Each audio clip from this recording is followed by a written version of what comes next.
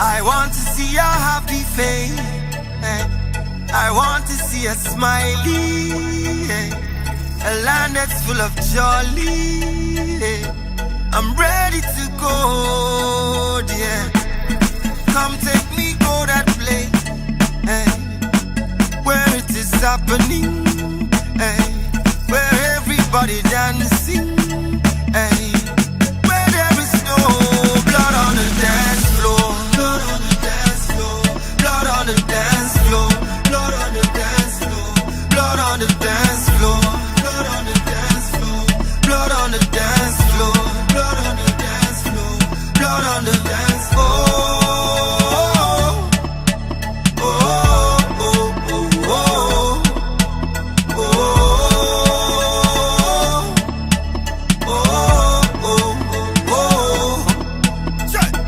NAIP 2026 Economic Outlook and CEOs Forum.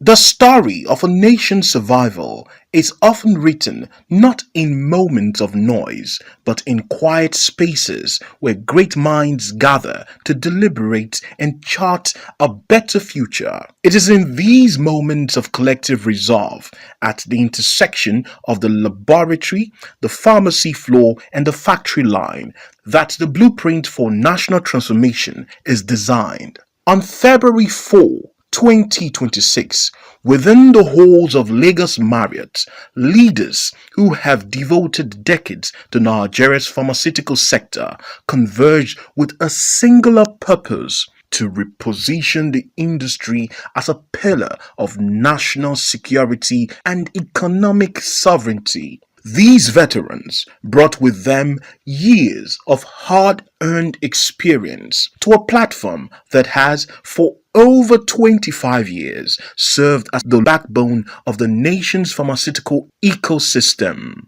As the morning session commenced, the atmosphere was one of gravity and shared responsibility, anchored by the summit's defining theme: reimagining Nigeria's health security, local production, economic sovereignty, and strategic partnership. Opening the proceedings, the national chairman and host, Bankole Aminu Ezebwilo, grounded the mission in faith and purpose, acknowledging the weight of history and leadership present in the room. Before I get carried away by the royalty before us today, permit me to acknowledge the Maker of Kings, the King of Kings. Thank you, Lord, for making today possible. It has been a journey and you have been faithful, he said. Addressing a capacity audience, the chairman explained his insistence and persistence in ensuring the presence of Nigeria's foremost royal fathers, respected industry pioneers, often referred to as the Lord Pharmaceuticals, and the College of Past Presidents.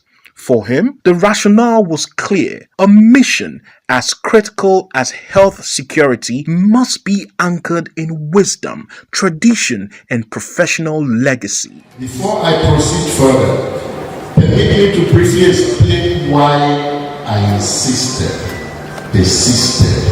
yes, pushed a little, to ensure that our loyal fathers are not pharmaceutical. The calling of past presidents of the Pharmaceutical Society of Nigeria are present at this year's Economic Outlook and CEOs Forum. Across Nigeria, we may speak different languages, but wisdom sounds the same everywhere. One thing is clear: when elders stand behind a cause, even stubborn walls begin to develop cracks. In some parts of our country, we say a child with his father's backing can break anymore. In others, we say a house without elders soon becomes a building without direction. Different proverbs, the same message. Serving as chairman of the forum, Nnemeka Alfred Achebe, the Obi of Onitsha, delivered a sobering caution, warning that excessive dependence on imported medical supplies poses risks beyond healthcare. A nation that depends too heavily on external sources for its medicines risks not only the health of its people but its economic sovereignty, he warned. In recent years, Nigeria, like many nations of the world, has been reminded, sometimes painfully so, that health security is national security. I'll say it again, that health security is national security. A country that depends excessively on external sources for its medicines, vaccines, medical devices, and essential health inputs places not only the health of its people at risk, but also its economy, sovereignty, and resilience. And of course, what's happening now, America taking over Venezuela and so on and so forth, should be an eye-opener for us. Besides him, the keynote speaker, Muhammadu Sanusi II, the Emir of Kano, laid bare a stark national reality.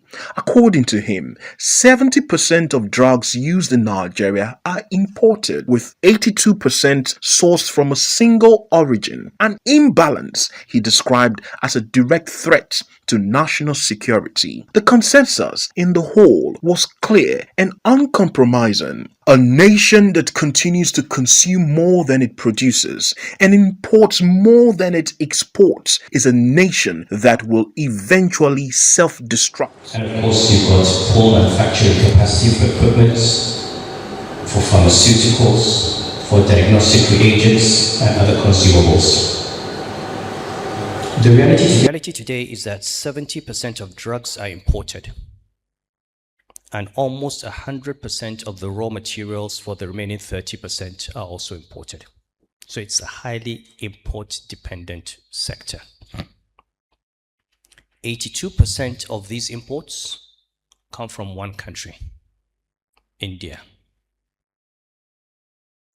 Good news and bad news. Bad news because of the concentration and the dependence on one source. Good news because with the right level of political engagement, given the fact that Nigeria is a big market, there is no reason why the Indian companies should not come here and set up those manufacturing plants in Nigeria.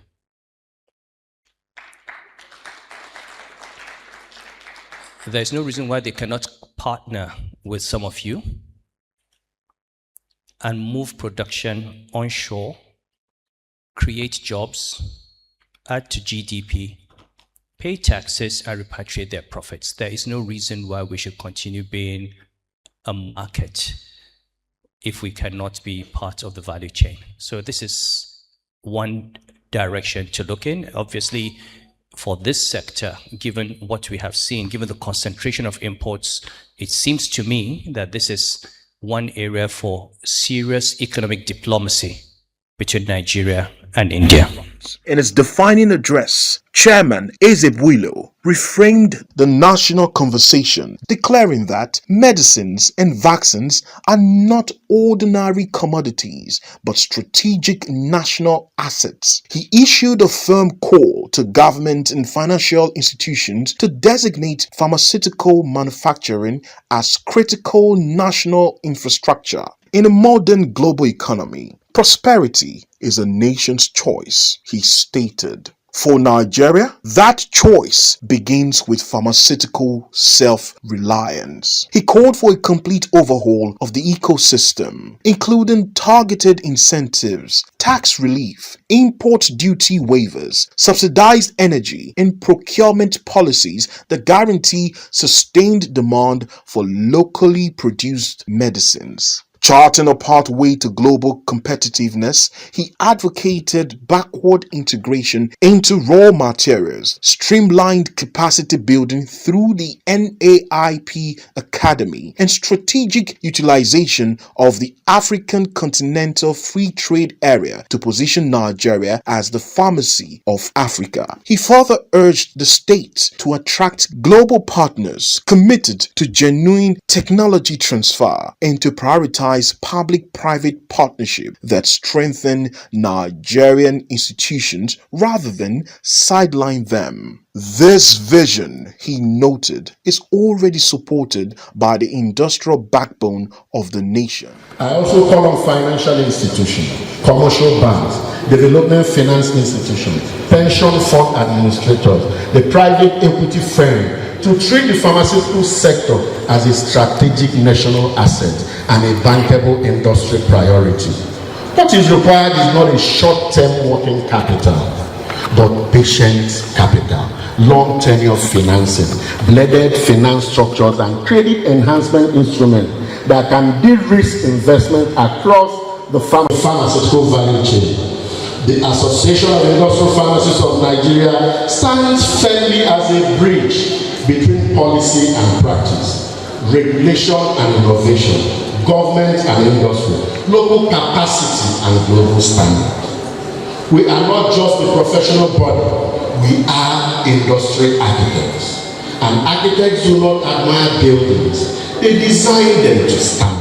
Leaders of May and Baker, Juhel, Shalina, and others united behind a shared 2030 mandate. To safeguard the industry's future, NAIP continues to strengthen its community through strategic partnership with the African Resource Center, ESM, PVAC, and the Empower School of Health. As Father of the Day, Prince Julius Adelusi Adeluyi, former Minister of Health, delivered a candid assessment of the profession's current standing. The pharmacy profession is punching below its weight, he observed, urging colleagues to project greater gravitas in order to drive systemic change. Pharmacy is underestimated. And I hope that from today, some information, given the power, will start eroding the negative optics. Because we pharmacists are special in the health team. It was Pythagoras that said of triangles in geometry. There are all kinds of triangles. Isosceles triangle, equilateral triangle, scaling triangle, and right angle triangle. But it is only a triangle that has a right angle that stands out from the others. A triangle is the only one whose square of the hypotenuse is equal to the square of the other side only in 90 degrees. No other triangle has that. His remarks were echoed by the Obi of Onitsha, who stressed that investment in pharmaceutical manufacturing directly translates into national prosperity. Every naira spent in this sector is an investment in jobs, security, and economic growth, he said. Nigeria possesses talents. It has the market, 250 million people, and the entrepreneurial spirit required to transform its health sector. What has often been lacking is alignment of vision, policy, consistency, and disciplined execution. Forums such as this provide the opportunity to bridge the gap. As leaders, whether in industry, government, or the professions, we must move beyond rhetoric. The future demands collaboration, courage, and a shared commitment to build systems that outlive individuals and administrations. As the sun sets, Proceedings transitioned into a back-tie closing dinner chaired by the Ooni of Ife, Oba Adeyeye Enitan Ogunwusi. Anchored by the wit of comedian a cappella, the evening offered a moment of reflection and human connection amid an intense industrial dialogue. Before the night concluded, the chairman paused to honor his executive team, Kamal, Rosemary, and Gloria, as well as the CPC chairman, Dr. Ame, whose coordination ensured the summit's success across all zonal structures. The events of February 4 were not a conclusion, they were a commencement. In his closing charge, Fam Ezebuilo delivered a defining message to the nation. Nigeria does not lack talent, entrepreneurs, or opportunity. What we must strengthen